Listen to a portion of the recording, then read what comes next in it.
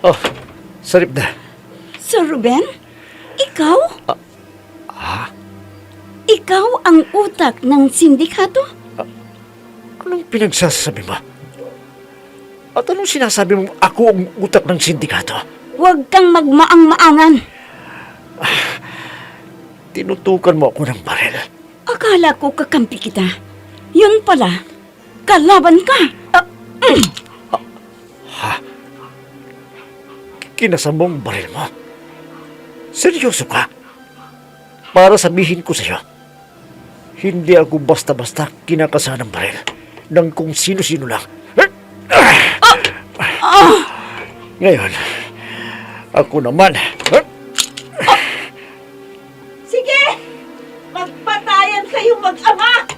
Dahil ang mabubuhay sa inyo ay siya kong papatayin! Nicole! Salip na! Salvasyon!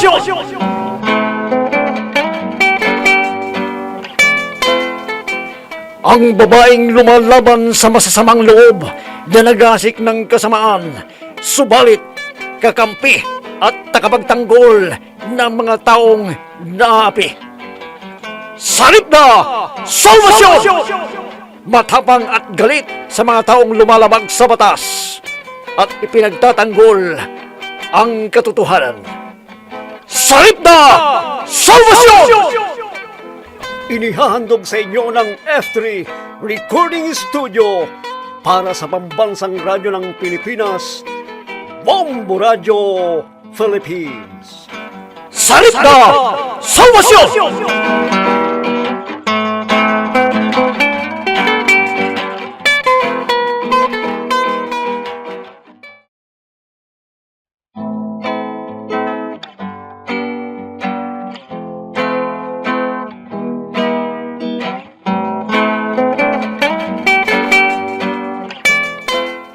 At ngayon mga kaibigan, narito ang dulang pinamagatang Salip na! Salvasyon!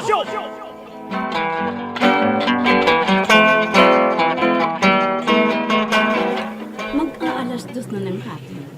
Pero, naririto pa rin kami sa daan. Anong oras ba kami umalis doon sa Pangasinan? Alas 5 ng umaga. Pero alas 2 na, hindi pa rin kami nakakarating ng Cubao. Ganun ba kalayo ang Pangasinan sa Cubao? Para abutin kami ng ganito katagal na biyahe? Mabuti na lang sana kung hindi ganito siksikan ang sakay ng bus na ito. Mga lalaki naman ito. Alam na ngang punong-puno na ang bus na ito eh. Sumakay pa rin at nakipagsiksikan. Hold up ito! Bigyan ninyo sa amin ang inyong laban! Sige! Ilabas ninyong lahat ang inyong mga pera na cellphone! Hindi, babalin namin kayo lahat! Wala kaming pera! Wala kaming pera!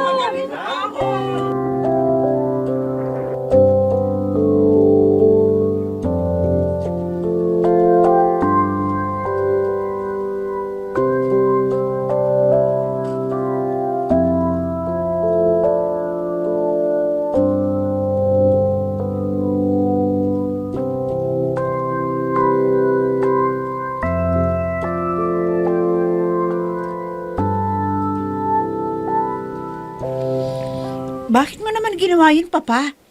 Bakit ninyo pinakialaman ang pagpapatakbo ko ng hasyenda? Anong ibig mong sabihin, Nicole? Wala ba akong karapatang pakialaman ng hasyenda? Hindi sa ganun, Papa.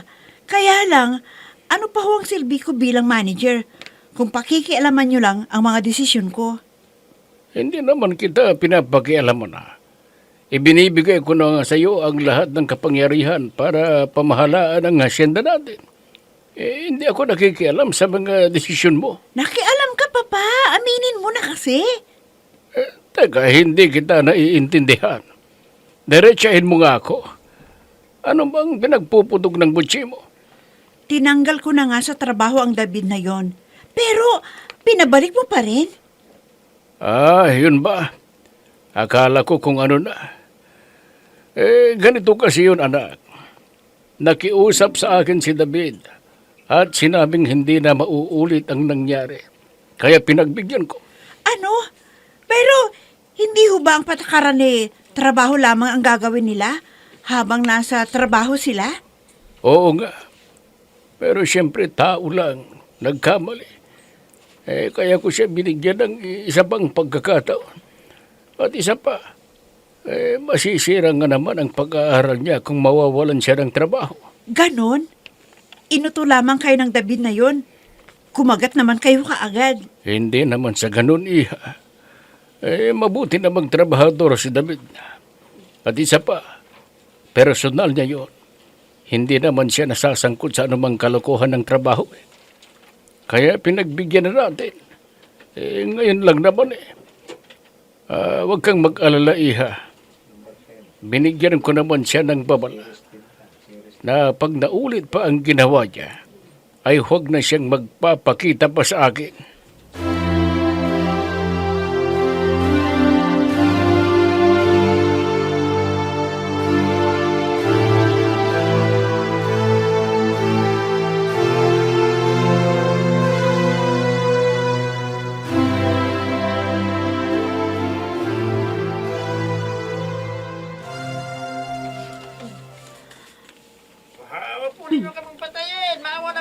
Idumupis pala ang ilan sa mga pasahero sumakay dito. Sige mga kasama! Kunin niyo yung lahat ang bag ng mga pasahero nito. Naku, Sige! ano kaya ito? Uwas ka din pala, no? Hindi ka nakikinig habang pinaplano natin ang araw nito. Hindi ba't sinabi ko no sa inyo? Nakikinapin natin lahat ng mga pasahero at gagawin natin hostages. Bawa ka sa amin. Sige na! Kunin na lahat ng kanilang bag. At ikaw, Istaw. Palisan mo na yung driver. At imaniho mo. Para magiging bus ay makukuha natin. Tagumpay ang plano natin. Anong gagawin ko? Tagumpay! Ano?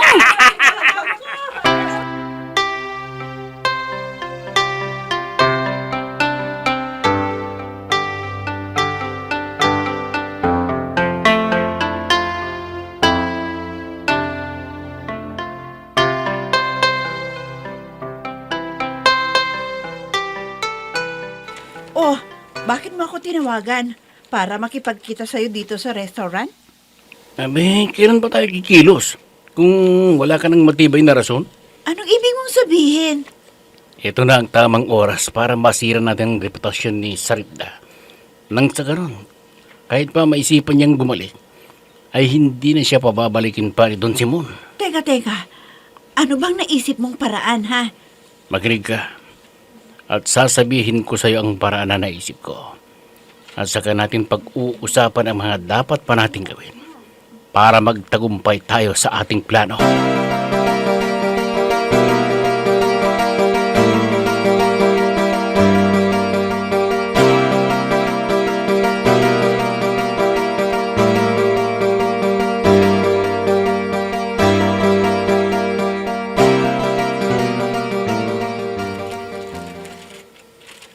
Huwag ka namang magsalita ng ganyan. Laban kay Ma'am Saripda. Porque wala siya dito, yung tao. Kung ano lang sinasabi mo sa kanya. Totoo namang mayabang babaeng yun At hindi ko siya kailangang sirain dahil sirang-sira na siya. Anong sirang-sira na siya? Ulitin mo nga yung sinasabi mo. O di ba? Lahat namang tao dito ay may nasasabi na sa kanya. Wala nga lang maglakas loob na sabihan siya dahil malakas siya sa management. Kaya nga siya naging supervisor dahil malakas siya. Hindi dahil malakas siya sa management, kaya siya na-promote na supervisor. Nagkataon lamang na karapat-dapat siya sa posisyon dahil masipag siya at mapagkakatiwalaan. Mapagkakatiwalaan? Anong mapagkakatiwalaan ang sinasabi mo? Maraming nawawala. Anong maraming mawawala? Bakit? Hindi mo pa rin ba alam? Nagnakaw ng pera si Saripda. Kaya siya biglang umalis. Ano? Ulitin mo yung sinabi mo. Ulitin mo! Ang sabi ko, magnanakaw si Saripda. Walang hiya ka! Tarantado pala ito.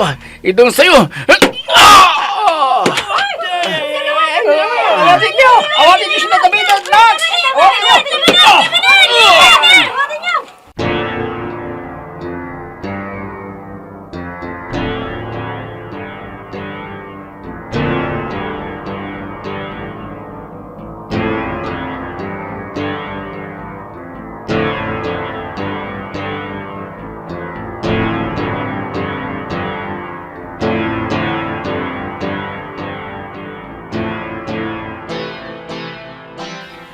Oh, Max, ano na namang kaguluhan ang nangyari, ha? Ito kasing si David.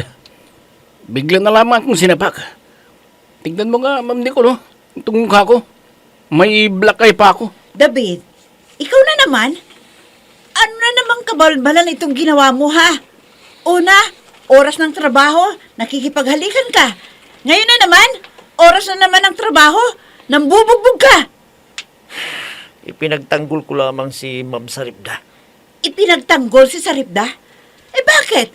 Ano ang dapat mong ipagtanggol kay Saripda? Tinawag kasi ni Max na magnanakaw si Ma'am Saripda eh. Hindi nga ba't dapat na tawaging magnanakaw ang Saripda na yon, ha?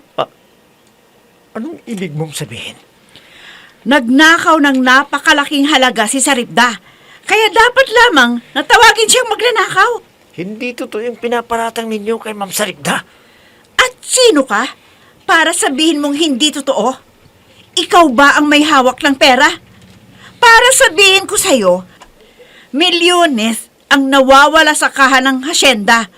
Mula lang ma-promote bilang supervisor ang Ma'am Saripda mo na yon. Kaya nga siya biglang umalis, hindi ba?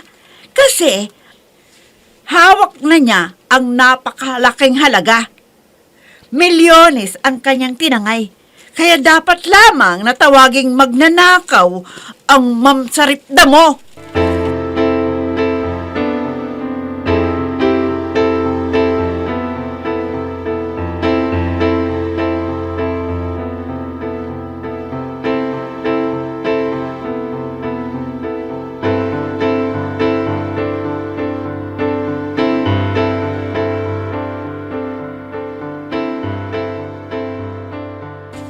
Isang, bakit mo tinigil ang boss? Naririto na ba tayo sa ating hideout? Oo. Okay. Ang ganda ng isang ito. Pwede siyang may paransom at patubos. Mahirap lamang ang buhay namin. Sa katunayan, mga lolo't lula ko lamang ang kasama ko sa buhay. Wala silang pangtubos sa akin. Pwes, kung walang perang pangtubos ang lolo mo't lola, pwede mo namang may patubos ang puli mo sa amin. Ano? Oo, di ba? At sa tingin ko naman wala ka pang karanasan. May asawa na ako't 4 na anak ko. Madaling magsamin yan, pero pinagkakanuno ka naman ang iyong katawan. Dahil sa palagay ko wala pang lalaking nakakagalaw sa'yo. At sa akin ka lang magkakaroon ng karanasan. Kadiri. Pero hindi ako magpapahalatang may alam ako sa martial arts. Ang bango-bango mo nito.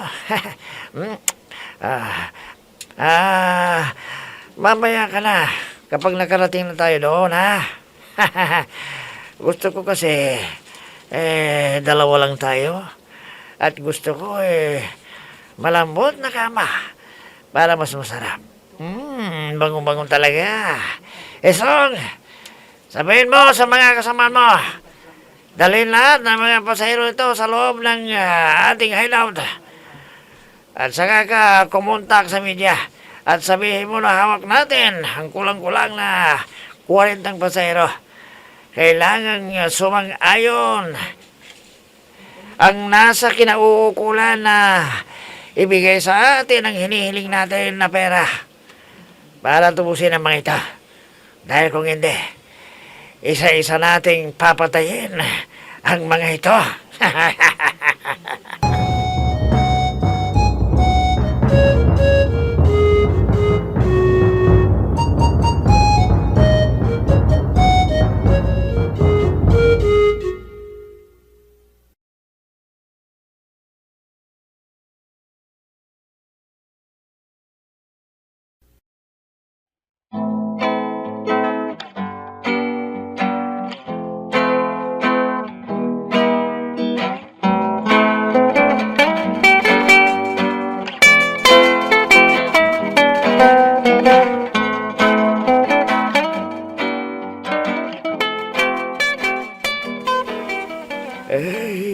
Hindi magagawa ng apo kong pinaparatang nila sa kanya.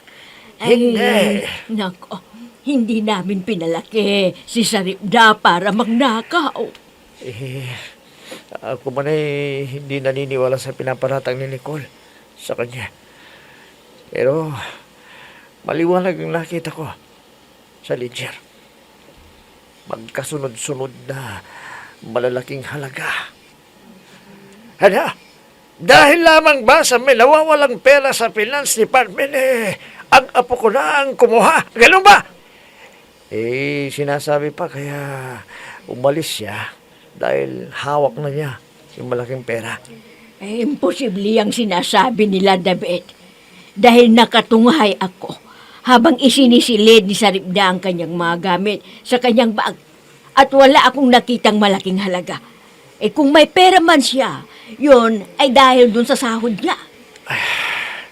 May hinala ako na matagal nang may nakialam ng pera sa finance department na naghintay lamang ng tamang pagkakataon tulad nito para maibintang kay Saripda. David, kilala mo ang aking apo. Magkababata kayo, hindi ba? Kayo lagi ang magkasama at di minsan hindi nasangkot sa lumang pagnanakaw ang apo ko. Nakapagtapos siya ng pag-aaral mula sa aming dugo at pawis ng asawa ko. At kailanman ay hindi namin siya pinakain ng anumang nakaw. Namuhay ng parihas si Saripda. Ang kanyang promosyon ay nakamit niya dahil sa kanyang sipag at syaga. Kahit imposible ang ipinaparatang sa kanya.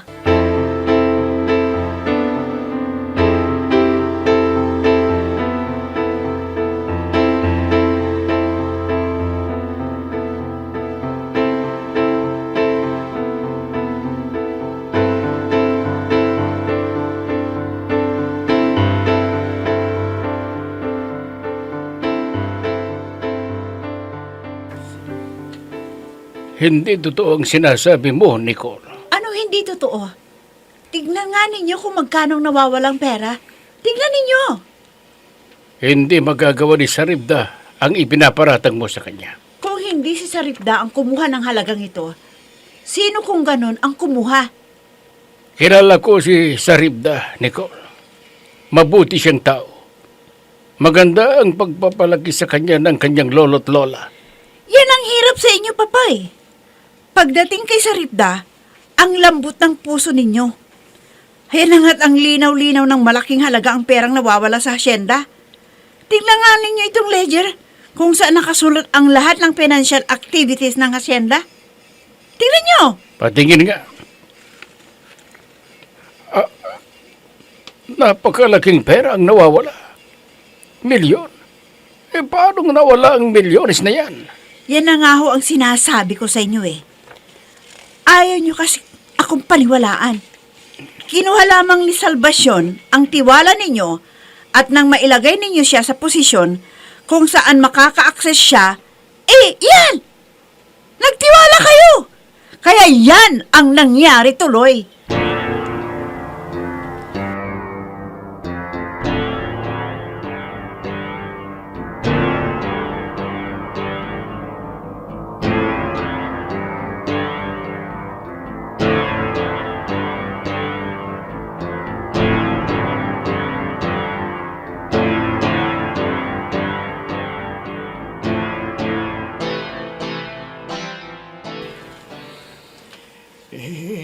Pinatawag niyo raw ako, senyor.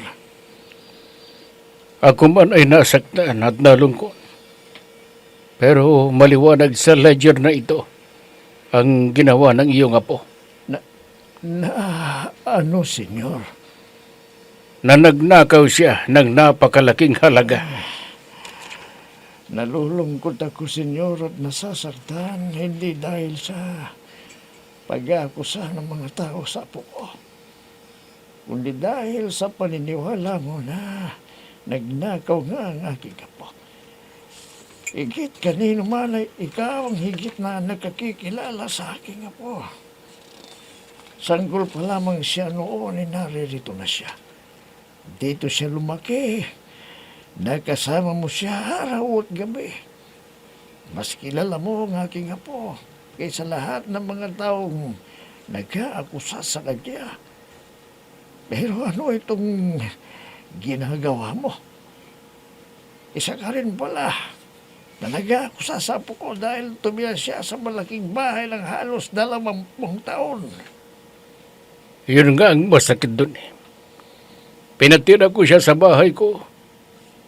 Pinakain sa palad ko. Tapos ito pa ang igaganti sa akin. Kung may higit mang nasasaktan sa mga sandaling ito, walang iba kundi ako. Dahil pinagkatiwalaan ko siya. Pero magnanakaw pala ang apo mo. Matanong na kita, senyor. Dahil lamang ba sa lecture na yan kaya mo inaakusahan ang aking apo? Bilang supervisor, ay labas-pasok siya sa Finance Department. Bakit? Siya lang ba ang labas-pasok sa Finance Department? Pero bigla siyang umalis ng walang dahilan. Dahil lamang ba sana nagkataong umalis ang apo ko nitong may nawawalang malaking halaga kaya ka nakikisang-ayon sa pagbibintang sa kanya. Hindi mo pa nga siya nakakausap. Dahil lamang ba sa umalis yung apo ko? Siya na kaagad ang pinagbibintangan mong nagnakaw. Nasaan ang due process dito? Ihabla mo muna ang aking apo. At mapapatunayan niya na hindi siya ang nagnakaw. Napakalaking halagang yan. Saka ninyo siya tawaging magnanakaw.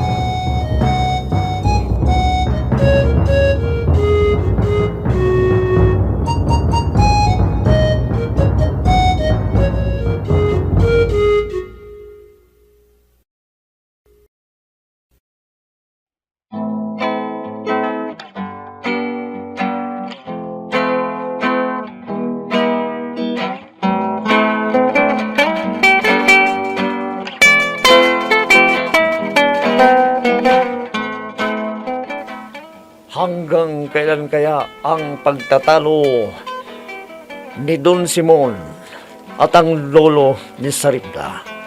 Mga kaibigan, huwag ninyong kaligtaan subaybayan ang pagpapatuloy ng ating dulang pinamagatang Sarita Salvacion! Mga nagbibigay buhay sina Emma Dalupe, Susan Malikdem, Robert D. Guzman, Jun Cabato, Ami Diaz, Oscar Ora. Technical supervision at sa musika ni Oscar Ora. Nilapatan ng tulog ng inyong lingkod. Mula sa panulat ni Andrea Solar at sa direksyon ni Jun Cabato. Sarita Salvacion! Inihahandog sa inyo ng F3 Recording Studio para sa pambansang radyo ng Pilipinas, Bombo Radio Philippines. Sarita Salvacion!